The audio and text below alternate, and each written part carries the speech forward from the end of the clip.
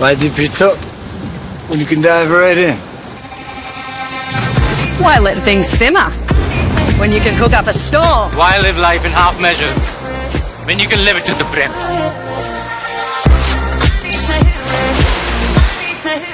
ఇంకొక మాట కూడా నేను చివరిగా చెప్తా ఉన్నా. ప్రభుత్వ వైఫల్యాలను మేము చీల్చి చెండాడుతుంటే, వీళ్ళ స్కాములు ఒకటి తర్వాత ఒకటి బయట పెడుతుంటే వీళ్ళకు దడబట్టుకుంది.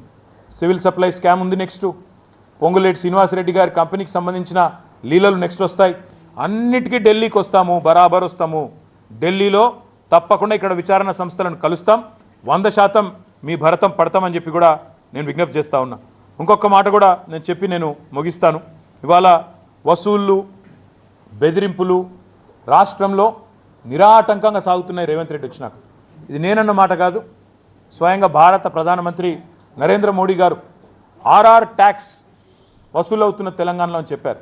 నేను అడుగుతున్న ప్రధానమంత్రి గారిని, ఢిల్లీలో ఉండే ముఖ్యమైన మంత్రుల్ని, మీరు మరి ఆర్ఆర్ ట్యాక్స్ అని తెలుసు, రాష్ట్రంలో దోపిడీ నడుస్తుందని తెలుసు, వసూలు నడుస్తున్నాయని తెలుసు, ఇన్ని తెలిసి మరి మీరెందుకు చర్యలు తీసుకోవడం లేదు? మీరెందుకు ఉపేక్షిస్తున్నారు?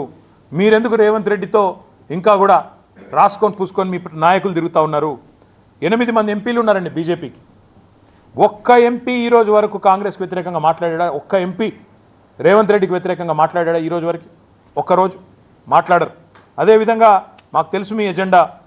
మీరు ఈరోజు ఏదో ఒకటి చేసి, రేవంత్ రెడ్డి ఒక ఎజెండా ఒకటే, హైదరాబాద్ని 4 ముక్కలు చేయాలంటే కార్పొరేషన్ని. తద్వారా ఏం చేయాలి? బ్రాండ్ ఇమేజ్ దెబ్బతీయాలి. చివరికి ఏం చేయాలి? బీజేపీ పాలిత రాష్ట్రాలకు లేదా బీజేపీ సారథ్యంలోని రాష్ట్రాలకు ఇక్కడ పెట్టుబడులు పోవాలి. మొత్తానికి తెలంగాణ అనేది విఫల ప్రయోగంగా ఉండాలి. ఈ రకంగా మీరు ఏదైతే ప్రయత్నాలు చేస్తున్నారో, తప్పకుండా పరిపాలన చేతగాక ప్రజల్ని పక్కదారి పట్టించే ప్రయత్నం చేస్తున్నారో, ఈ చేతగాని ముఖ్యమంత్రి, చావలేని ప్రభుత్వం చేస్తున్న అవినీతిని ఎండగడుతూనే ఉంటాం. మీ అనుభవ రాహిత్యం వల్ల ఈరోజు ప్రజలు బాధలు పడుతూ ఉన్నారు. చివరికి ప్రజలు తిరగబడి మీ సొంత నియోజకవర్గం కొడంగల్లోనే మీరు సెక్యూరిటీ లేకుండా పోలేని పరిస్థితి. రైతుల భూములు లాక్కుంటానంటే రైతులు తిరగబడుతున్నారు. కాబట్టి ఇకనైనా బుద్ధి తెచ్చుకోండి, తప్పులు చేయకండి. మీ అమృత్ స్కామ్ను, మీ సివిల్ సప్లై స్కామ్ను, మీ రెవెన్యూ మినిస్టర్ గారి స్కామ్లను ఒకటి తర్వాత ఒకటిగా ధారావాహికగా సీరియల్ ఎట్లయితే వస్తాయో ఎపిసోడ్ తర్వాత ఎపిసోడ్ బయట పెడుతూనే ఉంటాం, ఢిల్లీకి వస్తూనే ఉంటాం.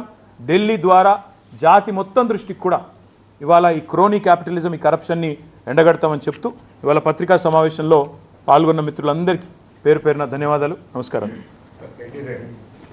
The Honorable Prime Minister and others are central ministers are speaking about the RR tax and ADM, but they are not taking any action.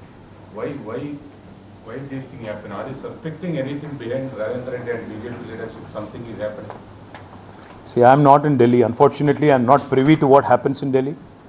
You should tell me more because यहाँ पे दिल्ली में किसका गुफ्तगू किसके साथ हो रहा है, कौन रात में अंधेरे में किसके साथ मिल रहा है, किसका दोस्ती किसके साथ हो रही है, मेरे से बेहतर आप जानते हो, मुझसे बेहतर आप जानते हो.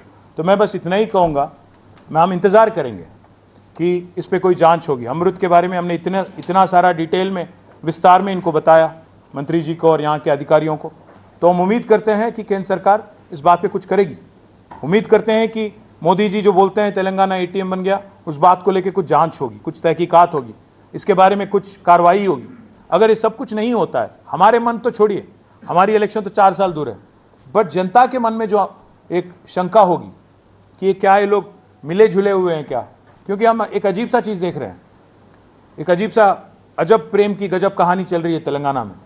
हम रेवंत रेड्डी जी के बारे में कुछ बोलते हैं तो सबसे पहले उनका रक्षण कवच, उनका first line of defence is incidentally BJP ministers.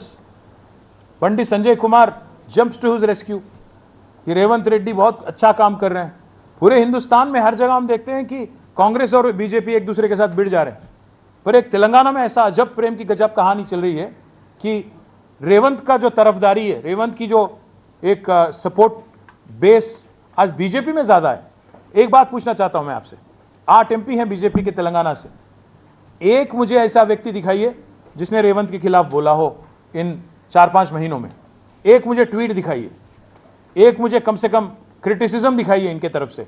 हमें लग रहा है कि वहाँ पे एक मिली जुली सरकार चल रही है, बट देखते हैं आगे जाके कुछ बीजेपी करेगी नहीं करेगी, हम भी देखेंगे, आप भी देखेंगे. जो आप एलिगेशन लगा रहे हैं, बट मल्लिकार्जुन खड़गे is saying that he alleged that MLAs are being bowed by opposition parties. Well, I saw the statement. He said purchasing MLAs like goats. मैं तो कहता हूं सबसे बड़ा गोट परचेजर अगर कोई है तेलंगाना में वो तो कांग्रेस है. I welcome Kharge ji to come to the goat mandi in Telangana. आइए आप वहां की गोट मंडी में देखिए. आज हमारे 10 BRS MLAs को आपकी पार्टी ले जाती है. आपके चीफ मिनिस्टर उनके घर घर जाके उनको एक स्कार्फ पहनाते हैं कांग्रेस की. मैं इसीलिए गोट मंडी में जो 10 MLA हैं उनसे पूछना चाहता हूं, भाई आप लोग मीडिया के सामने आओ, बताओ आप कौन से पार्टी में हो, ये तो बताओ कम से कम. क्यों शर्माते हो? कोई एक MLA को कहता है कि मैं तो BRS में ही हूं, क्योंकि उसको पद नहीं छोड़ना है, उसको डिस्क्वालीफाई नहीं होना है. तो मैं खारगे जी से बस इतना ही कहूंगा, सबसे बड़ा गोट परचेजर हिंदुस्तान की तारीख में अगर कोई है, हिस्ट्री में कोई है, तो वो है कांग्रेस. आयाराम गयाराम कल्चर इस देश में लाने वाली पार्टी. गोट मंडी, गोट माने एक डेफिनेशन भी है boss, greatest of all time. मैं एक गोट तो आपको जानते हो, दूसरा गोट है GOAT. तो goat of goat purchasers is Congress. Haryana में शुरू हुई जो कल्चर इंदिरा जी के टाइम पे, वहां से लेके आज तक सबसे बड़ी गोट परचेजर अगर कोई है मंडी में, कांग्रेस है. तो खारगे जी एक बार अपना इंट्रोस्पेक्ट कर ले. ये तो वही बात होगी, एक बिल्ली हजार. రేవంత్ రెడ్డి గారు మీ బావమరిది గారికేమో అమృతం పంచి వాళ్ళ కొడంగల్ వాసులకు విషం పంచుతా ఉన్నాం ఫార్మా పేరిట. ఇది ప్రజలందరూ చూస్తూ ఉన్నారు.